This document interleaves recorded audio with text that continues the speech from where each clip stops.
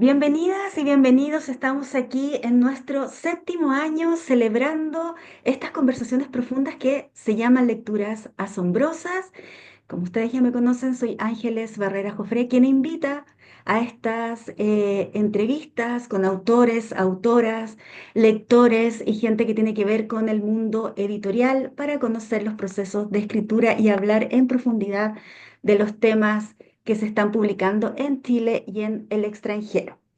Quiero primero que todo agradecer a Radio Universidad SEC por estos 7 años, contarles que la radio se ha cerrado por gestiones administrativas, ¿cierto? Así que los invito a que sigamos encontrándonos en Lecturas Asombrosas a través de mi canal de YouTube, Ángeles Barrera Jofré, Lecturas Asombrosas, para que podamos seguir ahí comentando lo que pasa en cada conversación. Estoy muy contenta porque este inicio de temporada número 32 y el séptimo año de Lecturas Asombrosas, vamos a conversar con un joven chileno.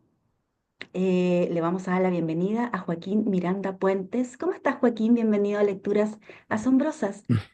Hola Ángeles, bien aquí, bien, interesado en lo que va a pasar hoy día conversando contigo. Sí. Quiero contarles, y quienes ya conocen el objetivo de este programa, es conversar a partir de mi apreciación como lectora de de este libro que ha escrito Joaquín, Psicosis Lúcida, y que ha sido publicada por Weathers y que contó con el financiamiento, ¿cierto?, del Fondo Nacional de Fomento del Libro y la Lectura en la convocatoria 2024.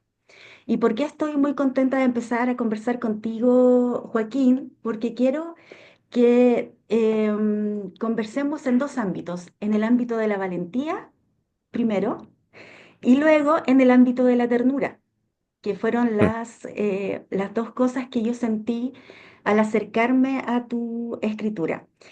Quiero contarles a nuestros seguidores que Joaquín es un joven chileno que nace en Chile en 1993, es licenciado en Letras con mención en Lingüística y Literatura Hispánica de la Pontificia Universidad Católica de Chile, magíster en Lingüística de esa misma casa de estudios y magíster en Escritura Narrativa de no ficción de la Universidad Alberto Hurtado.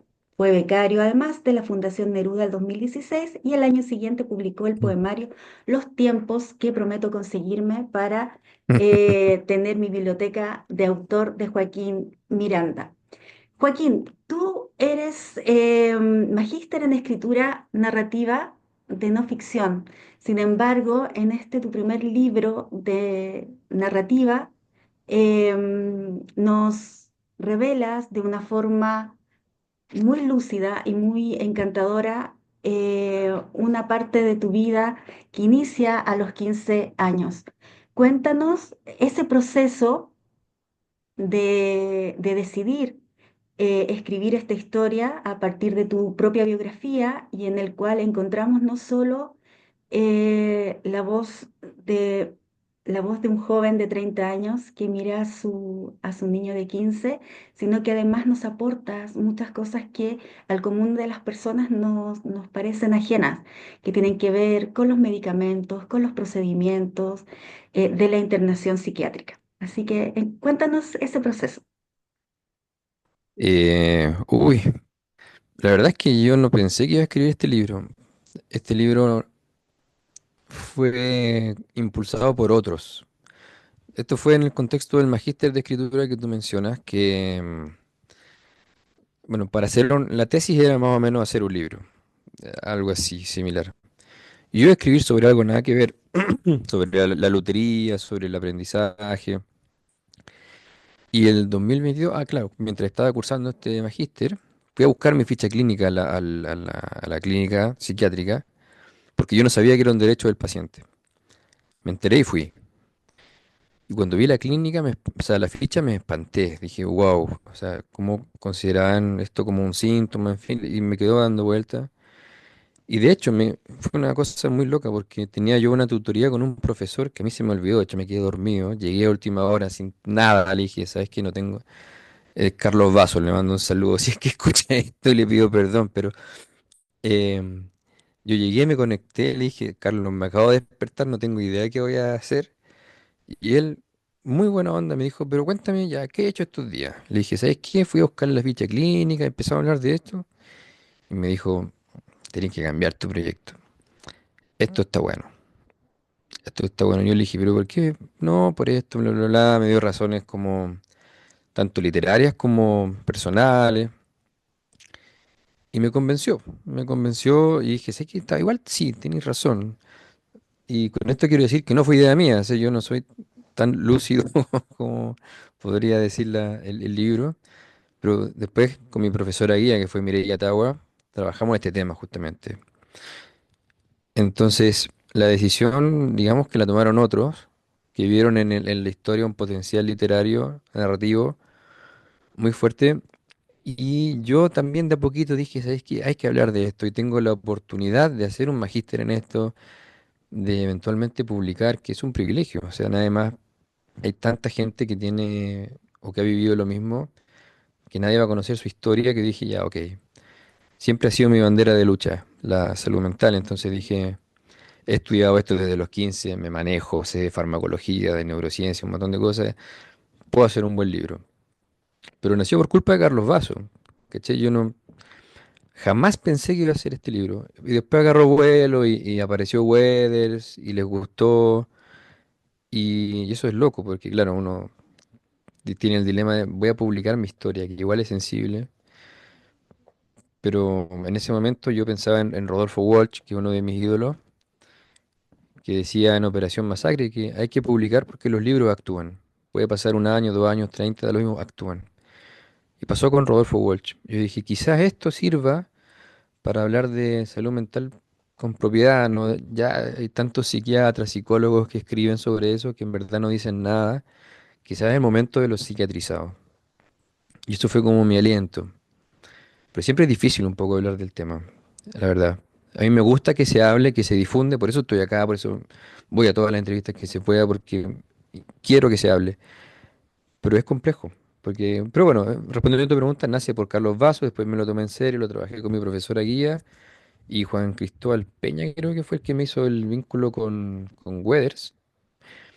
Y les gustó y se publicó. Pero fue ese el proceso. Yo no, casi no tuve nada que ver en el libro.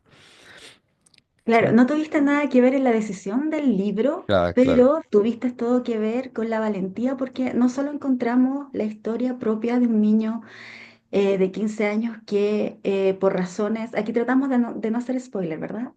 Por razones familiares, ¿cierto? De circunstancias, tiene que pasar una temporada interno en una clínica psiquiátrica.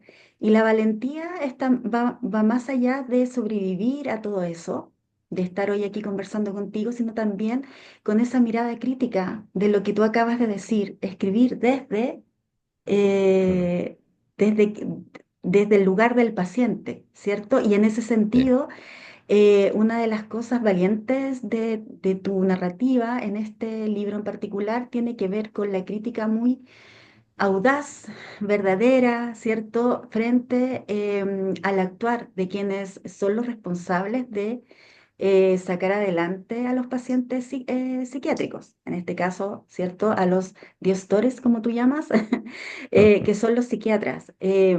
¿Puedes profundizar un poco más en esa mirada tan verdadera que tienes sobre este asunto en el cual nos invitas a pensar a quienes estamos alejados de ese ámbito en tu libro?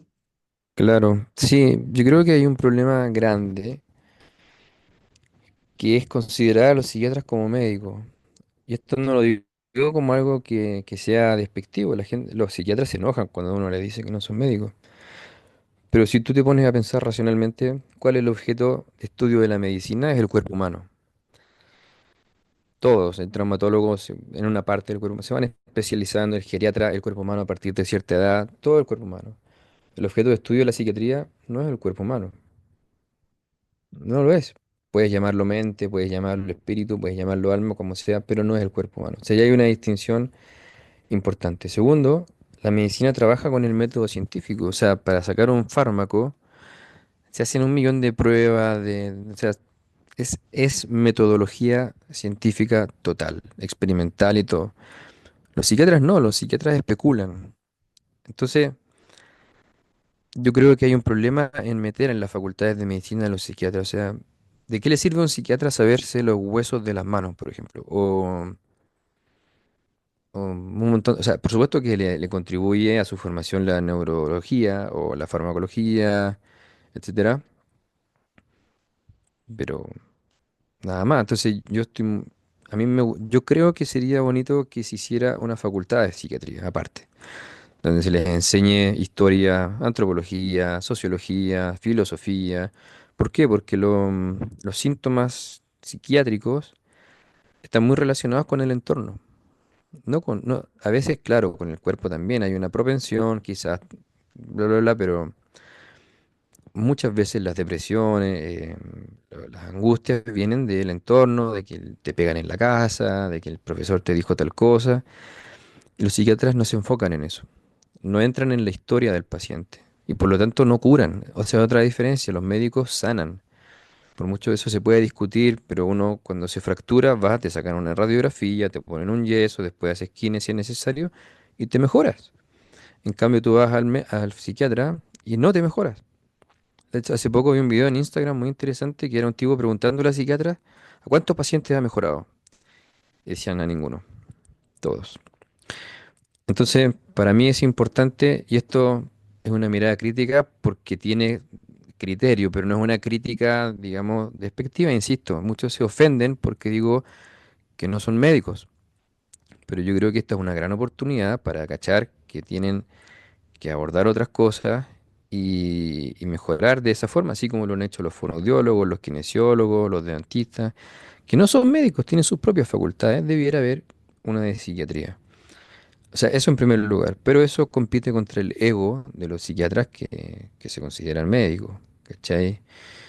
Yo diría que mi principal crítica es esa y también que no es solo culpa de los psiquiatras, ojo ahí, porque como sociedad nosotros les hemos dado ese estatuto de dioses. Somos nosotros culpables. El psiquiatra dice algo y es una orden. Y eso no es culpa de los psiquiatras, es culpa nuestra. Entonces también hay que hacer una mirada a nosotros mismos que a ojos cerrados tomamos lo que nos dicen y también empezar a discutir sobre dónde debiera situarse la psiquiatría dentro del ámbito eh, no solo médico, sino también social, ¿cachai? Creo que esas son las posturas que más defiendo, como que más critico. Y una de las cosas que me llama mucho la atención en este mirar, ver, ir acompañando en esta especie de recuerdo, ¿cierto? De esta situación específica de la internación, es cómo se reduce a los pacientes a una ficha clínica. Ujú. O sea, no, primero revisan la ficha clínica y luego te preguntan cómo estás, cómo te sientes, que debería ser al revés. Lo digo así como, como persona que no, que es neófita en este tema. Y una de las cosas valientes que encuentro es que tú lo dices fuerte y claro. En la página 103, el cuestionamiento a los psiquiatras, que es también una invitación y un cuestionamiento a la sociedad completa, que tiene que ver cómo recibimos, cómo apoyamos. Actualmente estamos en toda esta efervescencia de la vista, del reconocimiento que se le hace a los cuidadores de Sí. gente, ¿cierto?, enferma en todo ámbito. ¿Qué pasa con los cuidadores, ¿cierto?, ya sean los familiares o el asistente que te toca en una clínica? ¿Qué pasa también con la salud mental de ellos? El psiquiatra solo ve al paciente, ¿cierto?, en este caso a ti, y derivan a las psicólogas, ¿cierto?, el tratamiento familiar y eso. Em, em, ¿Voy bien en esta lógica o me estoy desviando un poco? Pero, ¿qué me puedes complementar No, con es esta un muy buen idea? comentario. Es un buen comentario porque, bueno, yo he estudiado esto de la historia y la psiquiatría desde hace mucho tiempo. Y ya en los 90 había propuestas distintas. que engloban creo que un poco tu pregunta. De hecho, en un mismo libro, dos autores cuyos nombres no recuerdo porque son israelíes, son nombres muy raros, pero creo que el libro se llama La locura y las instituciones, algo así. Y se publicó en el año 1990. Y es muy interesante porque ellos plantean, o sea, más que plantear, llevan a cabo experimentos que que tienen éxito contra la psicosis. Dicen, ok, si nos llega un paciente con psicosis, ¿qué hacemos? Porque en general se interna. Pero ellos decían, no queremos internarlo. ¿Qué podemos hacer? Y dijeron, ¿sabes qué? Probemos lo siguiente. ¿Y qué era eso? Iba la persona con psicosis, iba su familia, iban todos los que lo conocían. No al mismo tiempo, iban como separados. Pero iba hasta el conserje del edificio. O sea, me explico, iban todos. Todos. ¿Y para qué? Para que entre todos ayudaran a esta persona a volver un poco a bajarle el ritmo a la psicosis y pudiera ser funcional. Y sin ningún medicamento, además, sin ningún medicamento. Y funcionó. ¿Cachai? O sea, personas que llegaban diciendo que veían cosas, que alucinaban, que tenían delirio. Bueno, esto tiene, por supuesto que son recursos, un montón de cosas que influyen, pero funcionó. O sea, no hubo internación. Y además hubo un trato con la familia, justamente, porque estas personas decían, ¿cómo vamos a ayudar a una persona si su entorno está igual de mal? Entonces, hacían sesiones separadas con los papás, con los hermanos, hasta con los profesores, y eso contribuyó a que la persona sanara y que se reinsertara en su familia de buena manera, porque muchas familias echan a estas personas, o sea, empiezan a alucinar y las echan. Entonces, eso es un estudio muy interesante que a mí me llama la atención que no sea más famoso, porque demuestra que se puede primero controlar la psicosis sin fármacos y con un enfoque comunitario, y que hay que, por supuesto, tener a las familias en consideración. Eh, y eso fue en 1990, han pasado 35 años y nadie más lo ha hecho. ¿Cachai? Entonces me da un poco de pena porque hoy en día efectivamente pasa lo siguiente, que también responde un poco a tu pregunta. Cuando uno tiene un diagnóstico, y acá hay millones de libros sobre esto, las personas que están dentro de la clínica o de la sociedad te tratan en función del diagnóstico y hacen lo posible para confirmarlo. ¿Cachai? En mi caso, a mí me diagnosticaron psicosis lúcida, cosa que con los años descubrí que es un comodín psiquiátrico. O sea, cuando los psiquiatras no saben qué hacer y dicen, este loco como que es medio no sé si psicótico, ya pues, psicosis lúcida. Y, ¿Y qué pasa con eso? Que cuando la persona lee la etiqueta adentro, el cuidador, el enfermero, no sé qué, te trata de tal forma que te convence de que tiene psicosis lúcida. O sea, todo funciona en base al diagnóstico. Y eso también se da afuera. ¿Cachai? Entonces hoy en día yo no tengo esperanza, la verdad, en el trato psiquiátrico. No creo que haya cambio, pero creo que podemos informar un poquito más y podemos acompañar un poquito más. Pero enfoques comunitarios hay, como los que te mencioné, sin medicamentos y incluso sin diagnóstico. ¿Cachai? Y a mí lo que me sorprende es que acá no se vea eso, que se priorice la venta, bueno, la mercantilización de la salud mental, porque sabemos que es eso. O sea, hay psiquiatras que están, no todos por supuesto, pero que trabajan con ciertas farmacéuticas, lo mismo con ciertas farmacias que venden ciertos remedios y no otros porque les pagan más. Entonces, mientras la salud mental, bueno, la salud en general, mientras la salud general sea un bien de mercado, no va a haber ningún avance. Pero respondiendo a tu pregunta, sí, hay lugares donde sí se probó esto, donde sí se tratan a las personas y a los familiares y incluso a los vecinos para que todo salga bien. Y la pregunta es por qué no hemos hecho eso nosotros u otros países. Esa es una de las invitaciones. Quiero llevarte a la ternura, ¿Ya? porque es un relato muy fuerte. Es tu relato, tu vivencia, tus primeros dibujos, tu primer acercamiento a través de la poesía, ¿cierto? Mientras estás interno. Pero también tiene que ver con que nos enseñas, ¿cierto? Descubrimos a medida de tus recetas te das el tiempo de decirnos para qué tal cosa, o sea, para qué cosa sirve tal fármaco, por qué se te da una batería de pastillas, ¿cierto? Para mantenerte despierto, otras para mantenerte sedado. Para quienes estamos alejados del tema, ¿cierto?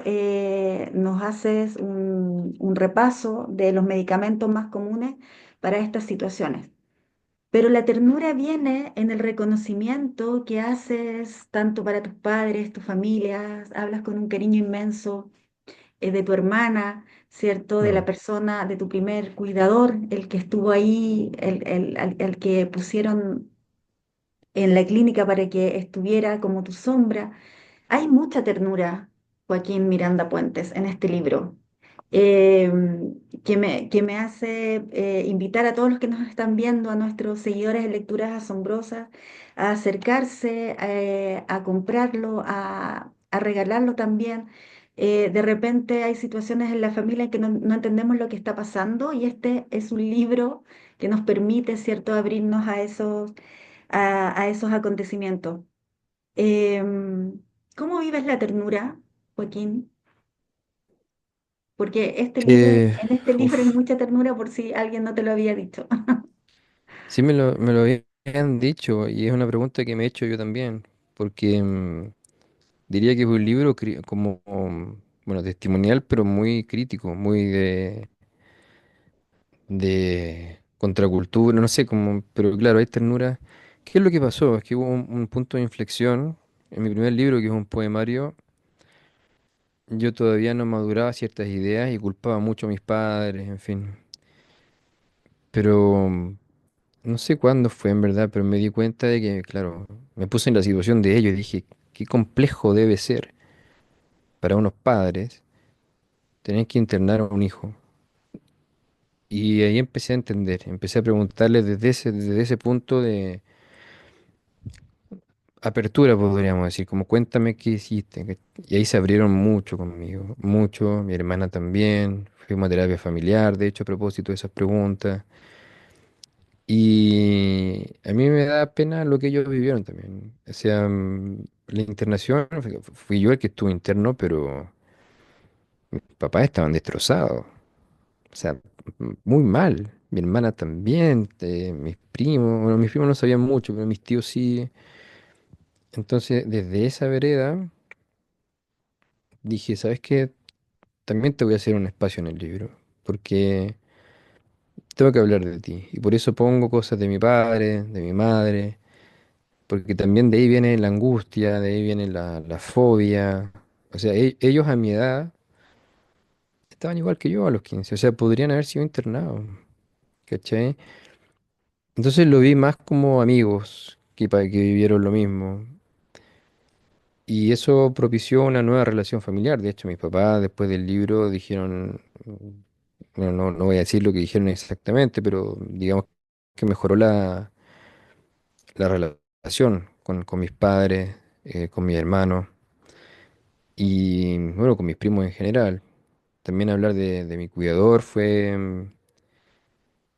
Eso puede parecer tierno, pero para mí es muy rabioso, es muy terrible porque hasta el día de hoy nadie me quiere decir dónde está enterrado, ¿cachai? Entonces me da mucha pena. Pero el libro tiene eso que fue sin querer. O sea, no es que yo haya dicho le voy a agregar ternura a esto, sino que pensé que tenía que hacer justicia con mis padres, porque los culpé mucho y los traté muy mal en su época.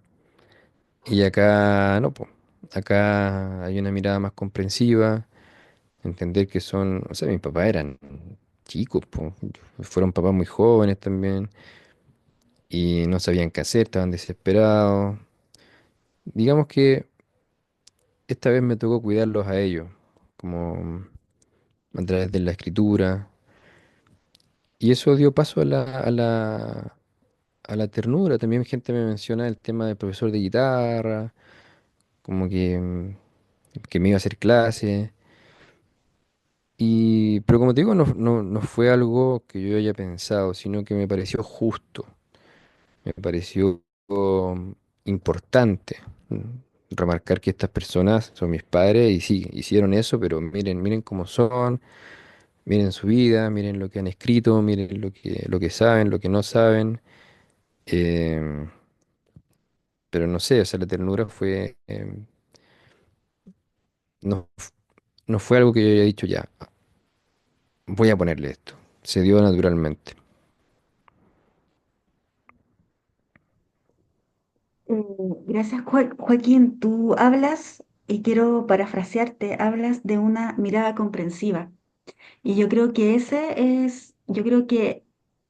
con ese concepto de mirada comprensiva es la invitación que nos haces a los lectores. Y es la idea con la que yo me quiero quedar en esta conversación contigo de mirar, de acoger, de entender comprensivamente lo que le pasa al Ujú. otro, de salirnos un poquito, ¿cierto?, del bienestar de cada uno, del lugar de confort y de movilizarse, y no tiene por qué ser principal, o sea, es un deber ser con las personas que son parte de tu familia, de tu círculo, pero también ampliarlo a la gente con la que uno trabaja, con la que uno se ve en el día a día, con el vecino.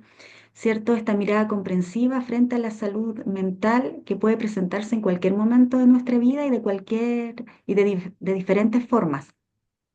Sí, Eh, efectivamente. y con esa idea de mirada comprensiva, quiero contarle a los seguidores que le ha ido tan bien a Joaquín que él no tiene ningún ejemplar de Psicosis Lúcida. Lo pueden encontrar en todas las librerías, ¿cierto? Miren ahí su portada, Joaquín Miranda Puentes, este joven de 30 años que además se dedica a ser luthier, ¿cierto? Fabricar guitarras también para que ahí, no sé si tienes tus redes sociales que nos puedas compartir, Ay, sí, si es que claro. tienes, Chuyo, ¿sí? Chuyo Taller. Ah, el Instagram, yo no uso nada más que Instagram. Nada más que Instagram. ¿Y lo puedes repetir, por favor? Te lo voy a escribir para que veas cómo se escribe. Ah, ok. Ahí Es después eso. en Chuyo-taller. Sí, Chuyo una Chuyo, palabra quechua y ah, qué después guión lindo. bajo taller. Taller. Ahí y yo quiero dejarles un fragmento. Recuerden que esto es Lecturas Asombrosas y en la voz de nuestros invitados, un fragmento se convierte en eso, en una lectura asombrosa que nos motiva a conocer a los autores que, en este caso Joaquín, a conocer, conseguirme tu libro de poemas y estar muy atenta a tus trabajos, no dejes de escribir, sobre todo si tu tema de investigación y de vida es la salud mental. Así que, página 76, un pequeño fragmento. Durante los últimos años de colegio me sentí un bicho, un marciano, un animal. Y a mis compañeros los veía tan sanos, tan ignorantes en lo que respecta a salud mental, tan tranquilos y confiados en el mundo. A mis amigos los quería y al mismo tiempo los odiaba por vivir una vida que me fue vetada. Y con ese párrafo yo quiero agradecer la valentía de Joaquín, el que esté hoy aquí con nosotros conversando de esto, el tiempo. Solo los escritores saben lo que es sufrir escribiendo, ¿cierto? Un libro, ya sea de cuentos, biografía o investigación. Y en este programa lo hacemos vivo para que los lectores se encanten, se maravillen, se asombren. Joaquín, palabras tuyas para finalizar nuestra conversación. Uy, qué difícil. Eh, yo creo que no, no tenerle miedo a ciertas personas que parecen locas en las calles, eso me da mucha pena. Porque lo que pasa con la salud mental es que no se ve. Todos les hacemos un hueco a los que tienen silla de ruedas, muletas, etcétera. Pero a veces en la micro hay alguien hablando solo, sufriendo, llorando. No se alejen. Usualmente no son personas peligrosas. Pueden preguntarles qué les pasó. Nos haría bastante bien, en vez de alejarse de nosotros. Creo que eso es lo más... Es un cambio que me gustaría que pase. No creo que pase, pero me gustaría. Eso diría. Hermosa invitación, Joaquín. Recuerden ustedes, gracias a Weathers, tenemos Psicosis Lúcida de el escritor chileno Joaquín Miranda Puentes. Pueden encontrarlo para su trabajo ahí de luthier en Chuyo. CHULL o guión al piso taller Ujú. para seguirlo. Y ustedes lo han visto, lo agradable, lo asequible que es para conversar de este tema. Así que también invitarlo a que podamos encontrarte en charlas o en conversatorio, porque es muy agradable conversar contigo, Joaquín. Gracias. Yo feliz, sí, no hay problema. Muchas gracias. Ahí vamos a estar a ver Mm. si inventamos algo.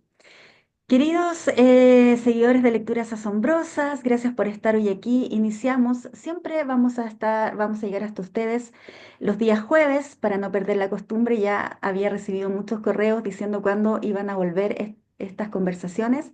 Así que hoy regresamos.